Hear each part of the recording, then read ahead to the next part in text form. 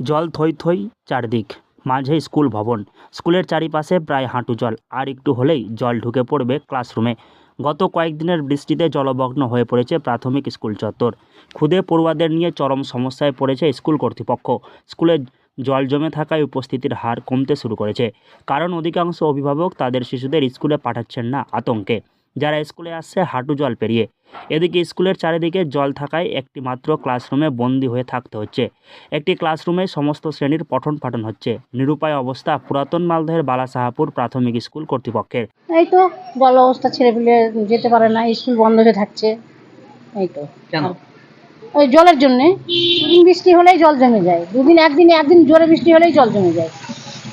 কোন স্কুলে রে? এটা হলো প্রাইমারি স্কুল। অসুবিধা হয়, বাচ্চা কাচ্চা স্কুলে আসতে পারে না, জামা কাপড় ভিজে যায়, মাস্টাররা বসে থেকে ঘুরে চলে যায়, আর কি করবে। ভিতরে তো জল জমে আছে স্কুলের ভিতরে। হ্যাঁ, স্কুলের ভিতরে জল জমে আছে।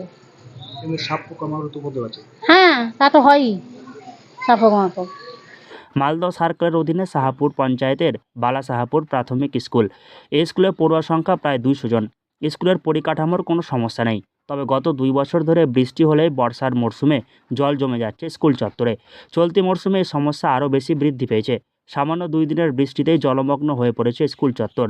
এটা আমাদের বিদ্যালয়টা, যেটা বালাসাহাপুর নিম্ন বুনিয়াদী বিদ্যালয়, এই স্কুলটা হচ্ছে আপনার মালদা সার্কেলের মধ্যে অবস্থিত এবং এখানে মোটামুটি 200-র বেশি ছাত্রছাত্রী পড়াশোনা করে আর কি।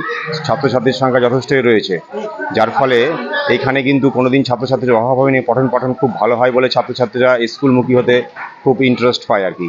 কিন্তু লাস্ট 2 বছর ধরে প্রতি বছর বর্ষাকালে আমাদের স্কুলটা জলমগ্ন হয়ে পড়ে এবং এমনকি বৃষ্টি কমে যাওয়ার পরেও নিকাশি ব্যবস্থা না থাকার কারণে জলটা স্টে করে যায়, যার ফলে আমাদের পঠন পাঠন বিঘ্নিত হচ্ছে। এবং আপনারা দেখতেই পাচ্ছেন যে স্কুল চত্বরে এবং বাথরুম, ক্লাসরুমের বাইরেও জল জমে রয়েছে এবং হাঁটু জল ঠেলে ছেলে মেয়েদের ক্লাসরুমে যেতে হচ্ছে। এবং আমরা ভয়ও পাচ্ছি, বিভিন্ন রকম পোকামাকড় উপদ্রব বেড়ে যায় এই সময়, আপনারা জানেন, যার ফলে যে কোনো ছেলে মেয়ের ক্ষতি হতে পারে, এটা একটা আশঙ্কা রয়েছে এবং আমরা খুব চিন্তাগ্রস্ত অবস্থায় রয়েছি। লাগাতার জল জমে থাকায় আতঙ্কে স্কুলের শিক্ষক শিক্ষিকারা, কারণ জমা জল পার করে আসতে হচ্ছে পড়ুয়াদের। বিভিন্ন কীটপতঙ্গের উপদ্রব রয়েছে, যে কোনো মুহূর্তে দুর্ঘটনার আশঙ্কা রয়েছে। মিড ডে মিলে রান্না করতে গিয়েও সমস্যায় পড়তে হচ্ছে রাঁধুনিদের। জল জমে থাকায় স্কুলের সাবমার্সেলের জলে কাদা বেরোচ্ছে, সেই জলে রান্না হচ্ছে না। এমনকি রান্নাঘরের চারিদিকেও জল জমে থাকায় সমস্যায় পড়তে হচ্ছে। রান্না করি, কিসের রান্না? এই মিড ডে মিলে রান্না করি। কি অবস্থা যে? কি অবস্থা মানে এখানে জলে ভর্তি হয়ে থাকে, আর আরো যদি বৃষ্টি হচ্ছে তো ঘরের ভিতর জল ঢুকে যেত। আমাদের খুব অসুবিধা হচ্ছে, ট্যাঙ্কির জল থেকে এত উঠতেছে বৃষ্টি হলে পরে। আর এই বৃষ্টির মধ্যে আমরা কেমন করে আমরা বাচ্চাদের খেতে দেবো বলেন? আমরা তো পিছলে পড়ে গেলে তাহলে আমাদের কোমর মাঝে ভেঙে যাবে। এত অসুবিধা রান্না করা যায়? জল জল ভরা যেতে হচ্ছে, জল জল আনতে হচ্ছে, খাদ্য দিতে হচ্ছে। নোংরা জল। স্কুল কর্তৃপক্ষ জানায়, একসময় এখানে জল জমতো না, তবে গত কয়েক বছর আগেই আশেপাশের নিচু জায়গায় ভরাট হয়ে গিয়েছে।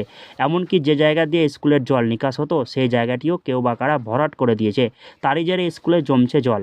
যদিও বিষয়টি ইতিমধ্যে ঊর্ধ্বতন কর্তৃপক্ষকে জানানো হয়েছে। মালদহ থেকে হরষিত সিংহ, লোকাল 18 বাংলা।